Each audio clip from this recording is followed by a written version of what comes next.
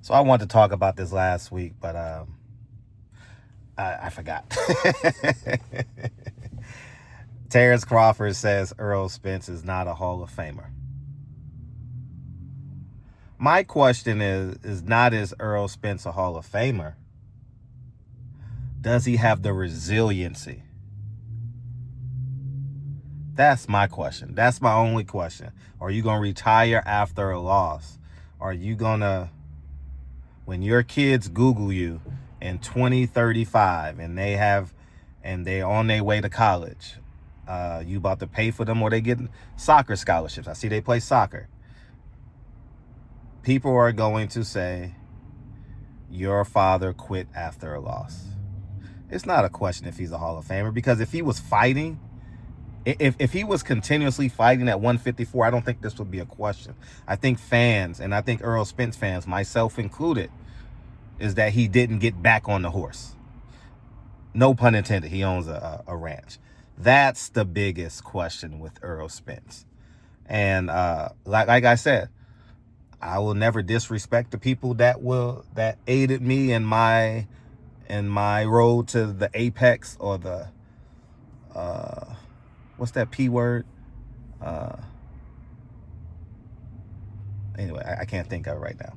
But the apex of boxing, but I can disagree. Earl got to come back and fight. That's it. You got to fight, get your tune-up fight, maybe 2 tune-up fights, fight for a belt, win that belt, beat Sebastian Fundora this time next year, fight this summer down at the Star Center, get 10,000 people in there, work your way back. That's the biggest question. And part 2 to that, Terence Crawford. Have you ever considered that you're just that good? I'm being real. Have you ever just said, you know what, I am really that good? And guess what? You are. Because you stopped Sean Porter. You stopped Errol Spence. You stopped Amir Khan. These were your contemporaries in your era. You can't control when you were born. Do you understand? So when people say Roy Jones didn't fight, he can't control when he was born. He went to heavyweight and fought John Ruiz, man. Like he was reading the newspapers. Nah, man, go dominate 168, 175, man, 160, 168, 175. Go dominate that forever. And because of that, we now know a man by the name of Antonio Tarver. Simple as that, man. You know, I left at the top of boxing. I had the hottest show during COVID, the best, the biggest, created all the news. And thank you to Errol Spence. He came on, you know what I mean? And I will forever have an affinity for Errol Spence. Whether he likes me or not, I'm always going to pay homage to him. And I got to tell I don't know if we're friends anymore because I haven't seen him or spoken to him in years, but I would consider him an ally. How about that? But he got to get back on the horse. That's the biggest question, dog. Has Errol Spence retired? Does he have anything left? Did the accident take stuff out of him? Did the drinking, the smoking, the partying take it out of him? That's the question that I have. That's it. And guess what? He has those same questions too. You know why? Because through yourself, you know others.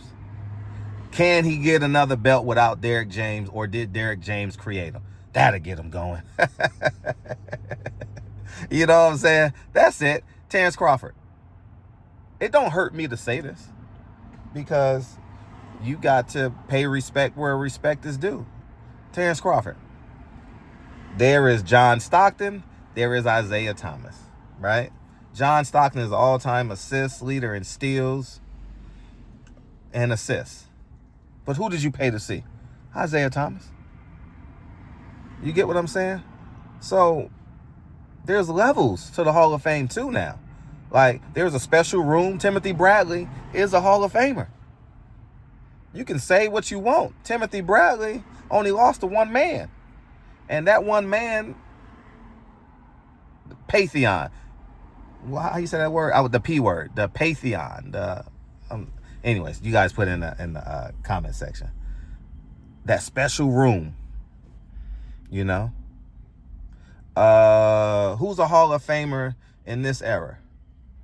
But is very, very quiet, not loud. If Gary Russell gets a belt at 130, he's a Hall of Famer. He's not loud, but he's going to be a Hall of Famer. If he gets a belt at 130, he's a Hall of Famer. Who else I could think of that's real, real quiet today and could potentially be a Hall of Famer? And people are going to say, oh, he's not a Hall of Famer. Yeah, he is. You know, Leo Santa Cruz. Is he a Hall of Famer? Is he on a PBC diet? No, he's a Hall of Famer. If he come back and gets a belt at 130, he's a Hall of Famer. You know, I can get into the conversation. Rocky's a Hall of Famer. I saw Two-Tone, the superstar. I just saw his YouTube video. That's actually what inspired me to remember this conversation, you know. But Terence Crawford, you don't want to tear your resume up. You got to say, but this is why they need PR. This is why I don't think, what's her name? What's the lady's name? Julie. None of her people have ever been great with PR. They ain't I don't know her. I mean, I know her, but I've never had a relationship with her without outside of Saturday in the media room but Andre Ward, below average with media. Terence Crawford, below average with media. Shakur Stevenson, below average with media. Andre Berto, well above average with media. So the four names that I have, she's batting 25%. So if she's a baseball player, she's going to get a hit 1 out of 4. That's 250. That's right at the Mendoza line. You know what I mean? So I'm just keeping it a buck. I have no qualms. I have no dog in the race. I don't dislike her. I'm just stating facts. She's never mastered. She may have mastered logistics. You got to be here at 6 o'clock. Then we got to be there at 6:23. Then we got to be there at 6:45. But in terms of PR training, like Shakur Stevenson, after he cried and lost that medal, oh, he was so pure. And then Jay Prince turned him into a gangster.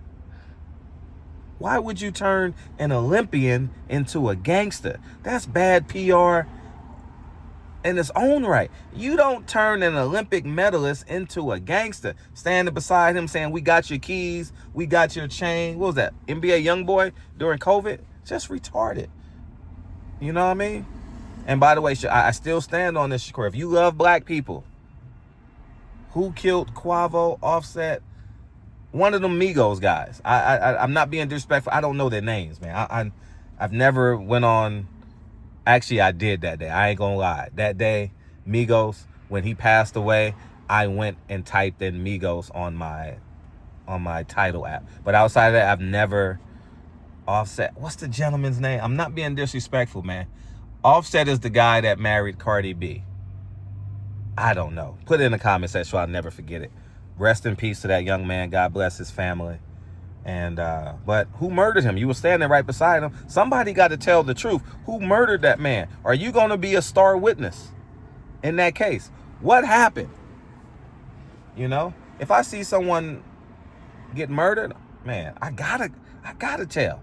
I'm a civilian. But they turned Shakur into a gangster, though. They radicalized Shakur Stevenson. Now everybody's tough. Why you can't have conversations about fact versus fiction? I have no qualms walking in the Errol Spence gym and saying, it's not a question if you're a Hall of Famer. It's just a question of, do you love boxing? Do you care about your legacy? Are you going to retire after a loss? Did Paul Kawasaki do that? I don't know. You guys help me. You guys help me remember this. I don't know. But is it Paul Kawasaki? John Kawasaki. Joe Kawasaki. Yeah, that's his name. But yeah, man, y'all go ahead and have a beautiful day. I'm just pulled over. I'm waiting for inspection. I got inspection between 11 and 1 p.m. today. And I'm just waiting for the inspection to call me. I'm just, you know what I mean? So I'm just waiting by my property. That's it. So y'all go ahead and have a great day. And that's my question. And Terence Crawford, you need media training. I haven't watched the full interview, and I'll be honest, I'm not going to watch the full interview. I'm gonna watch what y'all feed me. So whatever y'all put on y'all Instagram feed, man, I'm gonna believe, man. So y'all go ahead and have a great day, and I'll talk to you soon. Peace.